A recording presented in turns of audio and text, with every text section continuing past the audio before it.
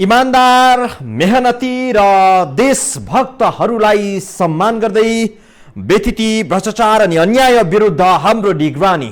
यो हो टेलिभिजनको समय चक्रमा यहाँलाई हार्दिक स्वागत छ दर्शकवृन्द। म विक्रम श्रेष्ठ। दर्शकहरू, प्रधानमन्त्री केपी शर्मा ओलीको बोली एकपटक फेरि चर्चाको परिधिमा छ। भगवान रामको जन्मस्थानबारे प्रधानमन्त्री ओलीको अभिव्यक्तिले नेपाल मात्रै तातेको छैन, भारत समेत गर्माएको छ। भारतमा ओलीको विरोध र आलोचना अझै उकालो लाग्ने क्रममा छ। यस्तो विरोध भारतमा हुनु त स्वाभाविक नै हो, तर त्यो भन्दा चर्को विरोध त नेपालमै भएको छ दर्शकवृन्द। भगवान बुद्धको जन्मस्थल भारतमा भएको हो भन्ने अभिव्यक्ति भारतीय प्रधानमन्त्रीले दिँदा चुइक्क नबोल्ने नेपाली नेताहरूको समेत चित्त यसपटक प्रधानमन्त्री केपी शर्मा ओलीले दुखाएका छन्। बुद्ध भारतमा जन्मेको भन्दा नदुखेको मन राम नेपालमा जन्मेका हुन् भनिदिँदा दुखेको छ, चर्किएको छ। प्रधानमन्त्रीको अभिव्यक्ति कति सान्दर्भिक, कति आवश्यक त्यो बेग्लै कुरा हो। विरोध र समर्थनको शैली चाहिँ उदेक लाग्दो नै छ। भगवान रामको जन्मभूमिबारे प्रधानमन्त्री केपी शर्मा ओलीको अभिव्यक्ति विवादमा परेको छ। प्रधानमन्त्री ओलीको भनाइलाई लिएर भारतमा समेत ठूलो हंगामा भएको छ। भारतीय मिडियादेखि भारतको सत्तारूढ भारतीय जनता पार्टी र साधु सन्तहरू समेत आक्रोशित भएका छन्। भारतले भगवान रामको जन्म उत्तर प्रदेशको फैजाबाद अर्थात् हालको अयोध्यामा भएको मान्यता राख्दै आएको छ। प्रधानमन्त्रीको अभिव्यक्तिपछि भारतमा मानिसहरू जति रिसाए त्योभन्दा एक कदम अगाडि बढेर नेपालका नेता र त्यसमा पनि नेकपाकै नेताहरू प्रधानमन्त्री ओलीसँग रुष्ट बनेका छन्। यहाँको जनकपुर उहाँको अयोध्या हुन्थ्यो भने कहाँ छोरीको बिहे गर्न खोजिया छ, कहिले के गरेको छ, त्यस बेलाका जमानामा न टेलिफोन न मोबाइल, कताबाट थाहा होस्, थाहा हुन पनि सम्भव थियो, नजिकै पर्थ्यो, सजिलैसँग गयो। तर त्यो इतिहास बहस गरी साध्य छैन। अब यो भनेपछि फेरि एक हमलामा माथि पूर्व प्रधानमन्त्री तथा नेकपाका नेता झलनाथ खनालले त ओली सरकारले निरन्तरता पायो भने नेकपा नै समाप्त हुन्छ भन्दै ओली अभिव्यक्तिप्रति प्रहार गरेका छन्। नेकपाका उपाध्यक्ष वामदेव गौतमले रामको जन्मभूमि बारेको अभिव्यक्तिप्रति प्रधानमन्त्रीले आत्मआलोचना गर्नुपर्ने बताएका छन्।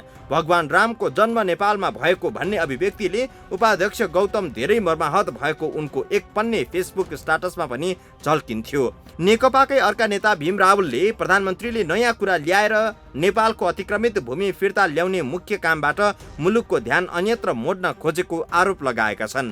प्रधानमन्त्री ओलीको अभिव्यक्तिपछि अझै बढी मर्माहत त पूर्व प्रधानमन्त्री डाक्टर बाबुराम भट्टराई बनेका छन्। उनले ट्विटरमा लेखेका छन्, अति गरे खति हुन्छ भन्छन्। प्रधानमन्त्रीका वचन कर्मले सीमा नाग्दैछन्। संसदमा सिंहमेव जयति र बेसार पुराणदेखि अयोध्या पुराणसम्म आउँदा उहाँको चिन्तन प्रणाली स्वस्थ देखिन्न। संसद स्थगन गरेर अध्यादेश सङ्कटकालको खड्ग समेत उहाँको हातमा छ। अब उहाँलाई छाडा छोड्नु खतरनाक हुनेछ, उपचार खोजौं। नेता भट्टराईले प्रधानमन्त्री ओलीलाई छाडा छाड्नु खतरनाक हुने टिप्पणी गर्दै अयोध्या काण्डको चर्को आलोचना गरेका छन्। नेपाली काङ्ग्रेस, राप्रपा लगायत पार्टीका नेताहरूले समेत प्रधानमन्त्रीको अभिव्यक्तिको कडा आलोचना गरेका छन्। भारतमा भारतीय जनता पार्टीले त निन्दा नै गर्यो। भारतका प्रधानमन्त्री नरेन्द्र मोदीले अन्तर्राष्ट्रिय मञ्चहरूमा खुलेआम भगवान बुद्धको जन्म भारतमा भएको दावी गर्छन्। भगवान रामको जन्म नेपालमा भएको हो भन्दा प्रधानमन्त्री ओली विरुद्ध आक्रमणमा उत्रिने नेपालका नेताहरू भारतीय प्रधानमन्त्री नरेन्द्र मोदीले बुद्ध भारतमा जन्मेका हुन् भन्दा चाहिँ चुपचाप नै बस्ने गरेका छन्। वो देश जहाँ अहिंसा के दूत महात्मा गांधी पैदा हुए थे, वो देश जहाँ गौतम बुद्ध पैदा हुए थे। ये अवसर है गांधी और बुद्ध की भूमि को उसका हक देने का। भारतका प्रधानमन्त्री मोदीले असत्य कुरा बोल्दै हिँड्दा जे सुविधा पाए त्यो नेपालका प्रधानमन्त्री केपी शर्मा ओलीले पाएनन्। भारतीयहरूबाट नपाउनु त अनौठो भए नेपालकै नेताहरूबाट समेत पाएनन्। प्रधानमन्त्रीले कुर्सी नछाडेको रिस यो अभिव्यक्तिमा प्रकट भएको जस्तो पनि देखिन्थ्यो। भगवान बुद्धको जन्म नेपालमा भएको प्रमाणको रूपमा अशोक स्तम्भ लुम्बिनीमा छ, जुन स्तम्भ मौर्य सम्राट अशोकले गाडेका थिए। तर भारतको उत्तर प्रदेश स्थित हालको अयोध्यामा रामको जन्म भएको कुनै आधिकारिक प्रमाण भेटिन्न। भारतले आफू खुसी अयोध्या बनाएर प्रचार गरिरहेको छ। यसलाई पर्यटनको हब बनाएर कमाउने माध्यम बनाएको छ। अर्कोतिर बुद्धको जन्मस्थान भनेर नक्कली लुम्बिनी पनि भारतले बनाइरहेको छ। यति हुँदा पनि केही नबोल्ने नेपालका नेताहरू भगवान रामको जन्म नेपालमा भएको भन्दा भारतभन्दा एक कदम अगाडि बढेर प्रधानमन्त्रीको आलोचनामा उत्रिएका छन्। भगवान बुद्धको जन्म भारतमा भएको हो भन्ने अभिव्यक्ति भारतका प्रधानमन्त्रीले दिँदा चुइक्क नबोल्नेहरू अहिले प्रधानमन्त्री ओलीको अभिव्यक्ति विरुद्ध चर्को टिप्पणी गरिरहँदा धेरै कुरा अमिल्दो देखिएको छ। नेपालले आफ्नो भूमि समेटेर नक्सा जारी गरेपछि छिमेकी भारत यति बेला रिसाएको छ। भारतले कब्जा गरेको नेपाली भूमिमा नेपालले मौनता साधिरहँदा पनि ऊ खुसी चाहिँ थिएन। एक विदेशी सरकार ढाल्न खोज्ने, अर्को विदेशी सरकार नढलोस् भन्ने चाहना राखेर खेलिरहँदा भारतका मिडिया बेलगाम भएर प्रधानमन्त्री ओलीको विरोधमा उत्रिएका थिए। ठिक यही बेला प्रधानमन्त्रीले प्वाक्क बोलिदिए, भगवान राम नेपालका ज्वाइँ होइनन्, छोरा थिए। भारतले त सांस्कृतिक अतिक्रमण गरेर अयोध्या आफ्नो देशमा देखाएको मात्रै हो। भूमि नै अतिक्रमण गर्न सक्ने भारतले सांस्कृतिक अतिक्रमण गर्न कुनै आइतबार पर्खिँदैन। तर प्रधानमन्त्री ओलीको अभिव्यक्ति गलत समयमा आयो कि? वास्तवमा रामको जन्मस्थल कहाँ छ त? यसको चिरफार गर्न आउँदैछौँ यो ब्रेकपछि।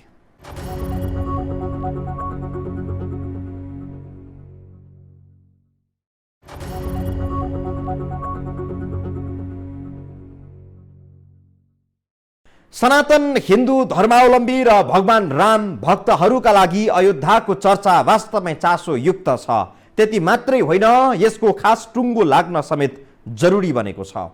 प्रधानमन्त्री ओलीको बोलीलाई लहै लहैमा उडाउने मात्रै होइन, यस बेला साँचो अर्थमा तथ्यहरू केलाउन आवश्यक समेत देखिएको छ।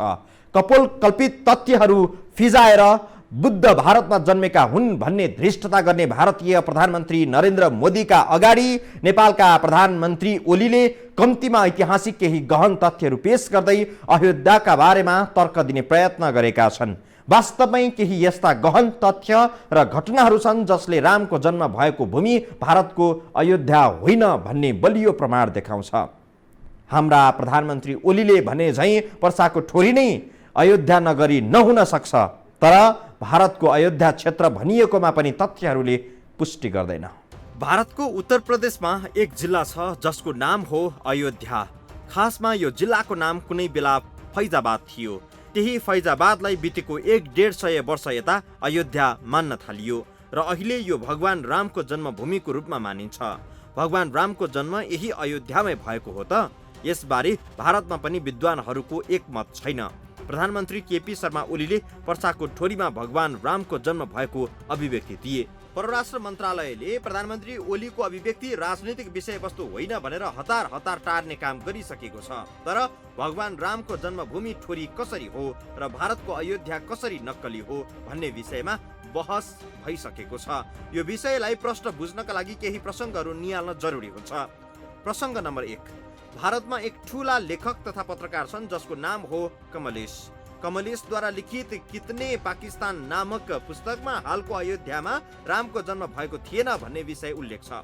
तर त्यही पुस्तकलाई भारत सरकारले सन् 2000 मा त्यहाँको सर्वोच्च एकाडेमी पुरस्कार दिएर सम्मानित गर्यो। अर्थात् भारत स्वयंले उत्तर प्रदेशको अयोध्या नै रामको जन्मभूमि हो भन्ने मानेको देखिएन। प्रसङ्ग 2, अयोध्यामै बाबरी मस्जिद र राम मन्दिरको विवाद उत्कर्षमा पुग्यो। बाबरी मस्जिद भत्काएर राम मन्दिर बनाउने विषयमा भएको विवाद भारतको सर्वोच्च अदालतमा पुग्यो। त्यहाँको अदालतले कुनै बेला बाबरी मस्जिद रहेको स्थानमा राम मन्दिर बनाउने आदेश दियो र मस्जिदका लागि बेग्लै स्थान दिनु भन्ने आदेश जारी गरिदियो। त्यो आदेशमा भनिएको थियो यहाँ रामको जन्म भएको कुनै प्रमाण त फेला परेन, तर मानिसहरूको आस्थालाई अन्यथा भन्न पनि मिलेन। अर्थात् भारतकै सर्वोच्च अदालतले पनि उत्तर प्रदेशको फैजाबाद अर्थात् अयोध्या रामको जन्मस्थान हो भन्ने पुष्टि गरेन। प्रसङ्ग नम्बर 3, भारतले आजका दिनमा अयोध्या भनेको स्थानलाई 100-150 वर्ष अघिसम्म फैजाबाद भन्ने गरिन्थ्यो। यो नाम भारतका मुसलमान शासकले राखेका थिए। मानिसहरूले त्यहाँ पहिलेदेखि नै राम मन्दिर थियो, त्यसकारण नै यो रामको जन्मस्थान हो भन्ने गर्छन्। तर राम मन्दिर हुनु नै रामको जन्मस्थान हुनुको प्रमाण हुन सक्दैन। खासमा त्यहाँ बाबरी मस्जिद पनि थिएन, किनभने जसलाई बाबरी मस्जिद भनियो त्यो मस्जिद पनि मुसलमान शासक बाबरले बनाएको नभएर बाबर अघिका शासक इब्राहिम लोधीले बनाएका थिए। प्रसङ्ग नम्बर 4, उत्तर प्रदेशको अयोध्या र नेपालको जनकपुर बीचको दूरी 453 किलोमिटर पर्छ। भारतको अयोध्या र चितवन वाल्मीकि आश्रम बीचको दूरी पनि 500 किलोमिटरको हाराहारीमा छ। पछि सीतालाई रामले अयोध्याबाट ल्याएर वाल्मीकि आश्रममा त्यस्तो दिन लगाएर छोडेको होइन। जङ्गलमा यसो पत्थर लगेर जङ्गलमा छोडिदिनु यसलाई भनेका ठाउँमा 2 दिन 4 दिन हुन्छ, महिना लाग्छ त्यसमा। लक्ष्मण महिना हराएका होइनन् बाबुतिर। अब प्रश्न उठ्छ, रामले अयोध्यामा अश्वमेध यज्ञ गर्न छाडेको घोडा वाल्मीकि ऋषिको आश्रमसम्म कसरी आइपुग्यो र लवकुशले त्यो घोडा समाए? घोडालाई सुमेरु पर्वतको उत्तर पारेर हिँडाउनु पर्थ्यो। त्यसो गर्दा घोडा पुग्नु पर्ने थियो पाकिस्तानतिर, तर आइपुग्यो वाल्मीकि आश्रम। हाम्रोमा विवादै गर्नु पर्दैन। जनकपुर त्यहाँ, अयोध्या वीरगञ्जको पश्चिमपट्टि ठोरीमा, वाल्मीकि आश्रम त्यहाँ। र दशरथबाट सन्तान नभएपछि उत्कृष्ट यज्ञ लगाउने पण्डितजी रेडीका पण्डित अयोध्यामा छाडेको घोडा 2 दिनमा वाल्मीकि आश्रम आइपुग्न अयोध्या पर्सातिर हुन जरुरी छ। प्रसङ्ग नम्बर 5, अयोध्या स्थित राम मन्दिरको गजेटियरमा समेत सो क्षेत्रमा भगवान रामको जन्म भएको भनेर उल्लेख छैन। गजेटियरमा त तत्कालीन अङ्ग्रेज शासकले सन् 1857मा सैनिक विद्रोह मत्थर बनाउन र हिन्दू मुसलमान दंगा गराउन एक खेल खेलेका थिए, जसमा उनीहरूले लेखिदिएका थिए कि यहाँ राम मन्दिर भत्काएर मस्जिद बनाइएको हो। राम मन्दिर बनाएर मस्जिद बनाइएको भन्ने विषय बाहिर आएपछि मस्जिद भत्काउने र मन्दिर बनाउने प्रयास हुने नै भयो। यसो गर्दा हिन्दू र मुसलमान बीच दंगा पनि हुन सक्थ्यो। तर त्यो गजेटियरमा समेत कतै पनि सो क्षेत्र रामको जन्मस्थान भन्ने उल्लेख चाहिँ छैन। अघि रिपोर्टमा भनिएको कुनै पनि तथ्यहरूले अयोध्यालाई रामको जन्मभूमि भनी मान्नु अनावश्यक देखिन्छ। हुन त हाम्रा प्रधानमन्त्री केपी ओली हर कुनै सार्वजनिक कार्यक्रममा उपस्थित भइसकेपछि नबोली बस्नै सक्दैनन्। बोलेका विषयवस्तुमा पनि आलोचित व्यङ्ग्यात्मक किस्साहरू नदिई बिदा हुँदैनन्। भारतीय मिडिया र नेताहरू नेपालमा आफ्नो सरकार ढाल्न प्रयत्न गरिरहेको बारे अभिव्यक्ति दिएर नयाँ राजनैतिक तरङ्ग पैदा गरेका ओलीले भारतसँग जोडिएको अर्को नयाँ धार्मिक सांस्कृतिक सम्बन्धसँग विवादित किस्साबाट आलोचित बन्न पुगेका छन्। ओलीको बोली गोली भन्दा खरो किन बन्दै गयो? उनी नियोजित रूपमै भ्रम पैदा गर्न यस्तो किस्साहरू बेला बेलामा जोड्ने गर्छन् कि अल्प ज्ञानले निम्त्याएको परिणाम? मानिसहरू अहिले यसरी पनि सोचिरहेका छन्। ओलीको बोलीपछि ठोरीका बासिन्दाहरू चाहिँ के सोच्दैछन्? आउनेछौँ ब्रेकपछि।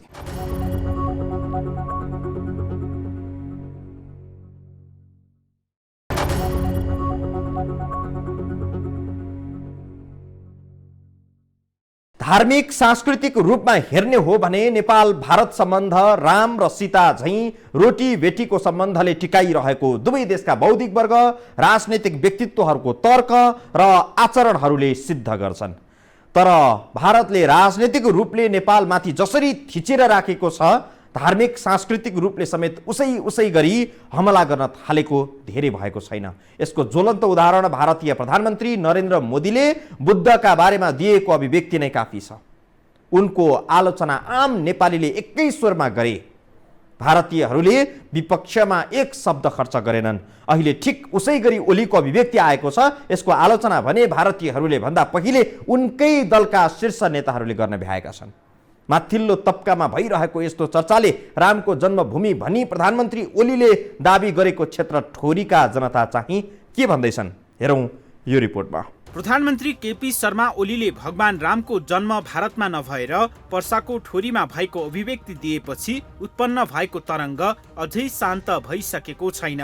प्रधानमन्त्रीको अभिव्यक्ति ठिक वा बेठिक भन्ने विषयमा बहस वा छलफल हुनु अघि नै परराष्ट्र मन्त्रालयले विज्ञप्ति जारी गरेर प्रधानमन्त्रीको बोली एक प्रकारले फिर्ता नै लिएको छ। तर यसका केही सकारात्मक प्रभाव पर्साको ठोरीमा परेको छ। प्रधानमन्त्रीले ठोरीमा भगवान रामको जन्म भएको भनिदिएपछि अहिले ठोरीवासी मात्रै नभएर स्थानीय जनप्रतिनिधि समेत उत्साही भएका छन्। ठोरीवासीमा प्रधानमन्त्रीको अभिव्यक्तिले खुसियाली ल्याइदिएको छ। ठोरी गाउँपालिकामा सीता गुफा भन्ने ठाउँ छ होइन। सीता गुफामा चाहिँ मान्छेहरू यसो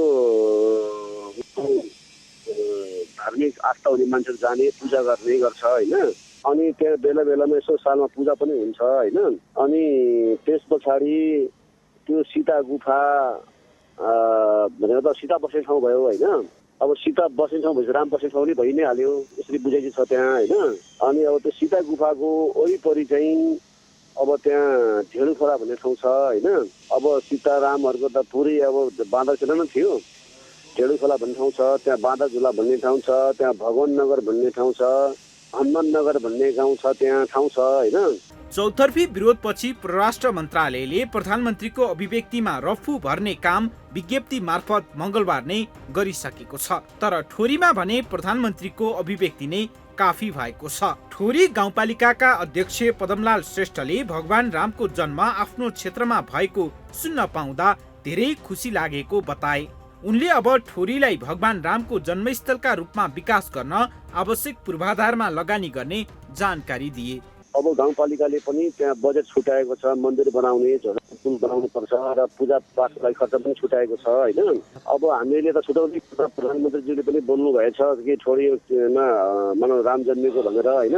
अब त्यहाँ चाहिँ अब जनताहरूको भनाइ चाहिँ अब हामीले सीता गुफा भनेर जुन पूजा गर्दै गरेको ठाउँ अब नै हुनुपर्छ।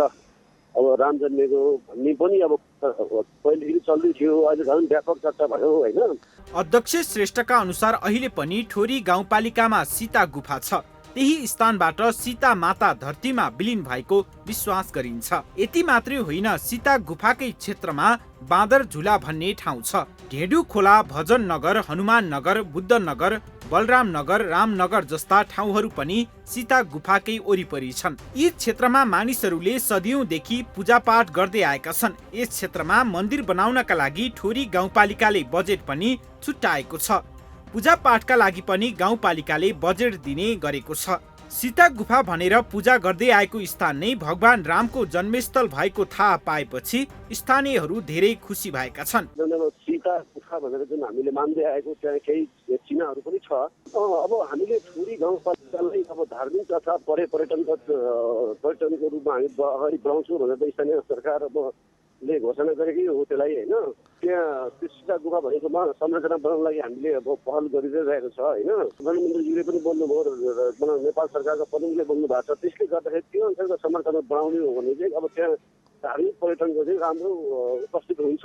सीता गुफालाई धार्मिक पर्यटनको क्षेत्र बनाउने प्रयास ठोरी गाउँपालिकाले पहिलेदेखि नै गरिरहेको थियो।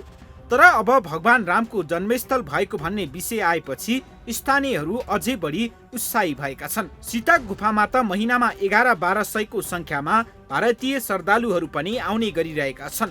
अर्थात् यो सीता गुफा भनेर आदिकालदेखि चिनिएको क्षेत्र भगवान रामको जन्मस्थल रहेको क्षेत्रमा मानिसहरूको आस्था पहिलेदेखि नै थियो।